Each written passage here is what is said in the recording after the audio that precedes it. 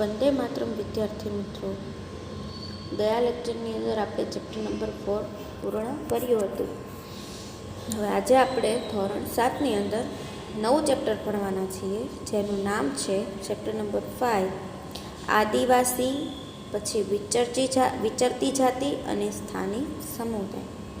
આપણે આગળના જે 4 ચેપ્ટર છે એમાં આપણે જોયું કે કેવી રીતે રાજ્યનો ઉદ્ભવ થયો, એમનું કેવી રીતે શાસન ચાલ્યું અને કેવી રીતે એનું પતન થયું, એના વિશેની ચર્ચાઓ આપણે 1 થી 4 ચેપ્ટરની અંદર કરી કે કયા શાસનો આવ્યા, કઈ રીતે એમણે વર્ક કર્યું, આ બધી વસ્તુનું આપણે જોયું અને કઈ રીતે એ લોકોનું સામ્રાજ્યનું પતન થયું એના વિશે પણ આપણે માહિતી મેળવી.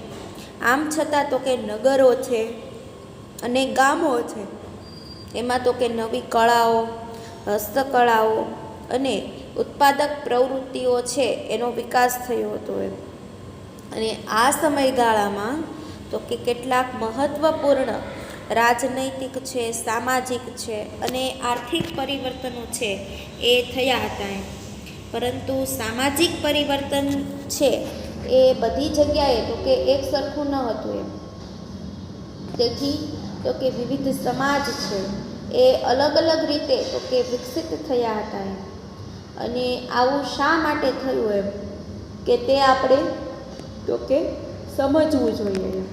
કે જનજાતિઓ અને વિચરતી જાતિઓ એમ કે મોટા શહેરો છે અને ગ્રામ્ય વિસ્તારોથી દૂર એમ કે સદીઓથી પોતાની સંસ્કૃતિ અને ઓળખ છે એને પ્રસ્થાપિત કરતો એક વિશિષ્ટ સમાજ છે એ પણ તો કે ભારતમાં વસતો હતો એમ.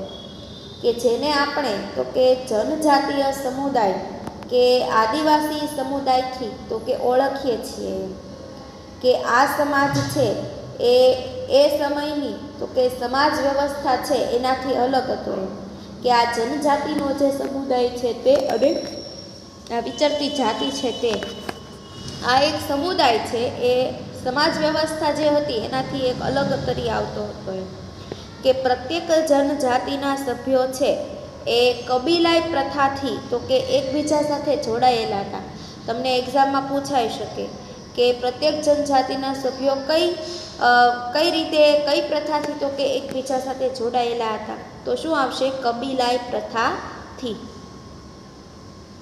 તેઓ શેમાં? તો કે શિકારી અને પશુપાલક તરીકે તો થોડે ઘણે અંશે તો કે ખેતી દ્વારા પોતાનું જીવન છે એ શું કરતા હતા? જીવતા હતા.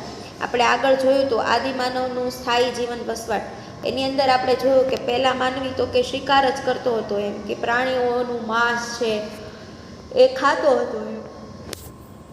અને પછી તો કે એ પ્રાણીઓનું માંસ છે કાચું ખાતો હતો પહેલાં. પછી એને અગ્નિની શોધ કરી, જેના દ્વારા એ પોતે તો કે માંસને પકવતો થયો અને પકવતો ખાતો થયો એમ.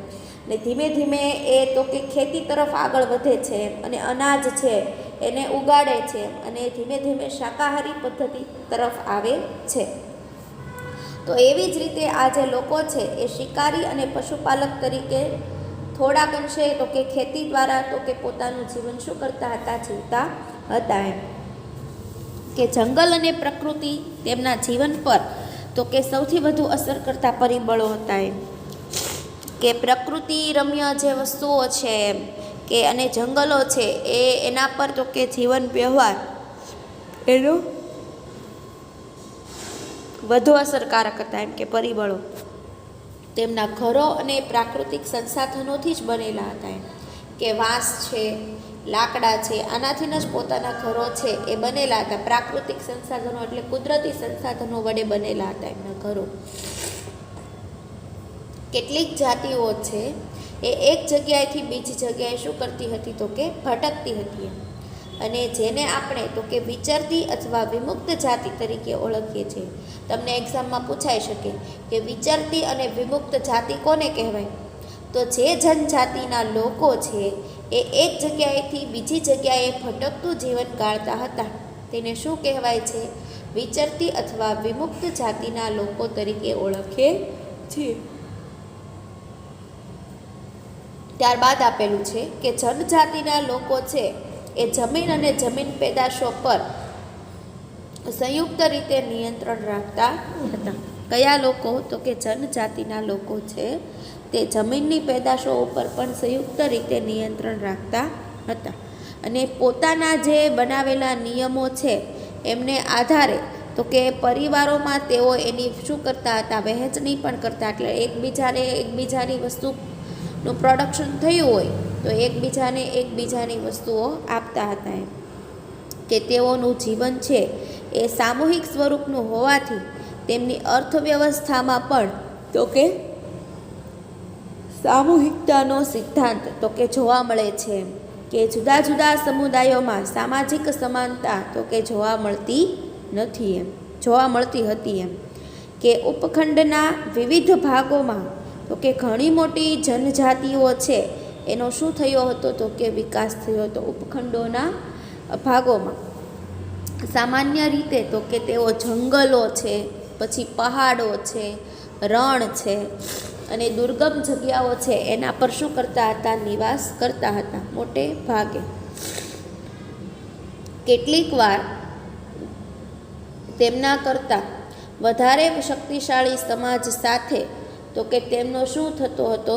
સંઘર્ષ પણ થતો હતો. એમ આમ છતાં તો કે જનજાતિઓ છે એણે પોતાની સ્વતંત્રતા છે એને શું કરી હતી? તો કે ટકાવી અને સંસ્કૃતિને શું કરી હતી? તો કે ઉજાગર કરી હતી. એમ અને જાતિ આધારિત સમાજ અને જનજાતીય સમાજ છે એ વિવિધ જરૂરિયાતો માટે તો કે એકબીજા પર શું હતો? તો કે નિર્ભર હતો. એમ કે સંઘર્ષ અને નિર્ભરતાના સંબંધને કારણે તો કે બંને સમાજ છે એમાં ધીરે ધીરે શું આવે છે? તો કે પરિવર્તન આવે છે.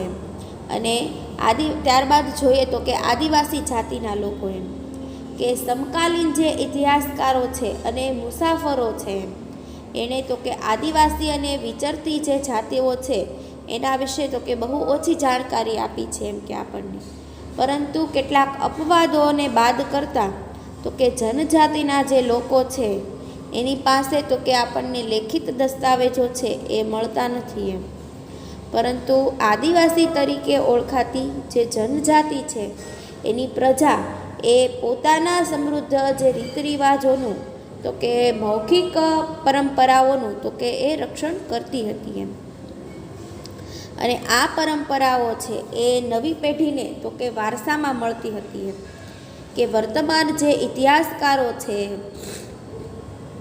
કે એ જનજાતિઓનો ઇતિહાસ લખવા માટે આવી મૌખિક જે પરંપરાઓ છે એનો પણ તો કે શું કરે છે? ઉપયોગ કરે છે. ત્યારબાદ જોઈએ તો કે ભારતની જે મુખ્ય જનજાતિ છે એના ક્ષેત્રો. એમ કે ભારતના મોટા ભાગના વિસ્તારો છે એમાં જનજાતિની વસ્તી તો કે જોવા મળે છે. કે જનજાતિનો જે વિસ્તાર છે અને એનો પ્રભાવ છે એ સમયની સાથે તો કે બદલાતો રહેતો હતો. એમ કે કેટલીક જનજાતિ છે એ ખૂબ શક્તિશાળી હોય મોટા પ્રદેશો પર તો કે નિયંત્રણ ધરાવતી હતી. એમ જેમ કે 13મી 14મી સદી દરમિયાન તો કે પંજાબની અંદર જે ખોખર જનજાતિ છે અને ગખ્ખર જનજાતિ છે એ મુખ્ય હતી. એમ કે તમને એક્ઝામમાં પૂછાઈ શકે કે 13મી અને 14મી સદી દરમિયાન તો કે પંજાબમાં કઈ જનજાતિઓ મુખ્ય હતી? તો ખોખર જનજાતિ અને ગખ્ખર જનજાતિ. ત્યારબાદ આપેલું છે કે આ જનજાતિમાંથી આવનાર જે કમાલખા ગખ્ખરને અકબરે તો કે મનસબદાર તો કે બનાવ્યા હતા. એમ કે મોગલો પહેલાં તો કે મુલતાન અને સિંધની અંદર જે લંઘા અને અર્ધુન જે જનજાતિઓ છે એનું આધિપત્ય હતું. એમ કે તમને પૂછાઈ શકે એક્ઝામ મોગલો પહેલાં તો કે કઈ જનજાતિઓનું આધિપત્ય હતું? તો કઈ આવશે? મુલતાન અને સિંધમાં લંઘા અને અર્ધુન જનજાતિ છે એનું આધિપત્ય હતું. કે ભારતના ઉત્તર પશ્ચિમ જે ભાગો છે એમાં બલોચ જનજાતિ છે એ સૌથી વધુ શક્તિશાળી હતી. એમ અને તે વિવિધ નેતા એટલે કે આગેવાનો ધરાવતા નાના નાના કોળોમાં એ વિભાજિત હતી. એમ પશ્ચિમ હિમાલયમાં વસતી જે ગડરીઓ નામની જનજાતિ છે એ મુખ્ય હતી. એમ તમને એક્ઝામમાં પૂછાય કે પશ્ચિમ હિમાલયમાં કઈ જનજાતિ મુખ્ય હતી? તો કઈ આવશે? ગડ્ડી ગડરિયો. જ્યારે ભારતના ઉત્તર પૂર્વ ભાગ છે એમાં નાગા છે, પછી કુકી છે, મિઝો છે, અહોમ છે અને અન્ય જનજાતિઓ છે એનું પ્રભુત્વ ખૂબ જ હતું. ત્યારબાદ જોઈએ આપણે કે હાલના જે બિહાર અને ઝારખંડ છે એના જે કેટલાક વિસ્તારો છે એમાં 12મી સદી સુધી તો કે 12મી સદી સુધી તો કે ચેર સરદારો છે એનું આધિપત્ય હતું એમ. અને ઈસવીસન 1591માં તો કે અકબરના જે સેનાપતિ છે રાજા માનસિંહ, એણે ચેર જાતિ ઉપર શું કર્યો હતો? હુમલો કર્યો હતો અને એ લોકોને પરાજિત કર્યા હતા એમ. પરંતુ તેમણે સંપૂર્ણપણે આધીન બનાવી શક્યા નહોતા એમ. કે ઔરંગઝેબના સમયમાં તો કે મુઘલ સેનાએ આ ચેર જાતિના જે ઘણા કિલ્લાઓ છે એને કબજે કરી લીધા હતા એમ. કે તેમના પર તો કે પ્રભુત્વ સ્થાપિત કર્યું હતું એમ. અને આ વિસ્તારની જે બે મહત્ત્વની જનજાતિઓ છે મુંડા અને સંથાલ હતી એમ. અને આ જનજાતિઓ તો કે આ વિસ્તાર ઉપર ઓડિશા અને બંગાળમાં પણ શું કરતી હતી? એ રહેતી હતી એમ. કે ત્યારબાદ જોઈએ તો કે કર્ણાટક અને મહારાષ્ટ્રના જે પહાડી વિસ્તારો છે એમાં કઈ કઈ જાતિઓ વસવાટ કરતી હતી? તો કે કોળી છે, પછી બેરાદ છે અને બીજી કેટલીક અન્ય જનજાતિઓ છે એ રહેતી હતી એમ. પછી દક્ષિણ ભારતની અંદર તો કે કોરાગા છે, પછી વેતર છે, મારવાડ છે અને બીજી જે અન્ય જનજાતિઓ છે એ મોટી સંખ્યામાં તો કે વસતી હતી એમ. ત્યારબાદ ભીલ છે એ આ જનજાતિઓ છે એમાં સૌથી અગત્યના હતા એમ. કે જે પશ્ચિમ અને મધ્ય ભારતમાં તો કે ફેલાયેલા હતા એમ. કે 16મી સદીના અંત સુધીમાં તો કે તેમના ઘણા જે ખેડૂત અને જમીનદાર છે એ તરીકે તો કે સ્થાપિત થયા હતા એમ. જોકે કેટલાક તો કે ભીલકુળ શિકાર અને અન્ન સંગ્રહ સાથે તો કે જોડાયેલા રહ્યા હતા એમ. કે હાલના જે છત્તીસગઢ છે, મધ્યપ્રદેશ છે, મહારાષ્ટ્ર છે અને આંધ્રપ્રદેશમાં તો કે ગોંડ લોકોની વસ્તી છે એ વધુ છે. કે ગુજરાતમાં તો કે આરાસુરથી ડાંગની જે પૂર્વ પટ્ટી છે એના વિસ્તારની જે જનજાતિઓ છે એ આદિકાળથી તો કે આ દેશમાં પોતાની વિશિષ્ટ જે સમાજ વ્યવસ્થા છે અને સંસ્કૃતિ છે એને સાચવીને બેઠી છે તથા આધુનિક સમય સાથે કદમ મિલાવીને તો કે પ્રગતિ કરી રહ્યા છે. હવે ત્યારબાદ જોઈએ તો કે વિચરતી જાતિ, કે આ વિચરતી અને વિમુક્ત જાતિના જે લોકો છે એ પોતાના પશુઓ સાથે તો કે દૂર દૂર સુધી ફરતા હતા એમ.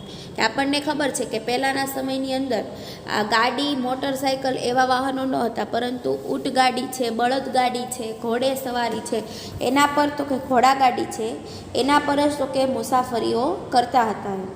કે તેમનું જીવન તો કે મોટે ભાગે શેના પર આધારિત હતું? તો કે પશુપાલન પર આધારિત હતું એમ. કે તેઓ સ્થાયી ખેડૂતો પાસેથી તો કે અનાજ છે, કપડાં છે, વાસણ છે અને અન્ય વસ્તુઓ માટે તો કે ઊન, ઘી વગેરે વસ્તુઓનો શું કરતા હતા? તો કે વિનિમય પણ કરતા હતા. અને કેટલીક વિચરતી જાતિઓ છે એ જાનવરો પર તો કે સામાન લાદી અને એક જગ્યાએથી બીજી જગ્યાએ લઈ જઈ અને વસ્તુઓનું શું કરતા હતા? તો કે ખરીદ વેચાણ કરતી હતી.